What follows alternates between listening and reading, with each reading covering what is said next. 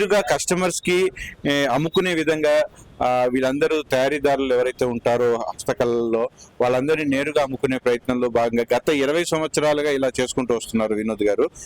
అదే కాకుండా ఇందాక నేను చెప్తానన్నాను ఫుడ్ గురించి. ఫుడ్ అంటే లైక్ స్నాక్స్ ఐటమ్స్, ఇంట్లో మనం చేసుకునే పిండి పదార్థాలు లాంటివి. సో వాటిల్లో కూడా ఈయన దగ్గరుండి స్వచ్ఛంగా ఇళ్లలో చేయించిన అంటే మహిళలు అంటే ఇళ్లలో చేసే వాటిని కూడా మంచి అంటే సార్ ఫుడ్ ఐటమ్స్ లో కూడా మీరు మంచి స్టాల్స్ పెట్టారు, మంచి బ్రహ్మాండంగా ఉన్నాయి, మంచి మంచి ఐటమ్స్ కనిపిస్తా ఉన్నాయి. సో చెప్పండి మీ దగ్గర ఎలాంటి హోమ్ ఫుడ్ ఐటమ్స్ దొరుకుతాయంటే చెప్తారు. హోమ్ మేడ్ ఫుడ్స్ ఉంటాయి సార్ మన దగ్గర. పూతరేకులు దొరుకుతాయి, పూతరేకులు ఉంటాయి, మన వడియాలు దొరుకుతాయి. వడియాలు ఓకే.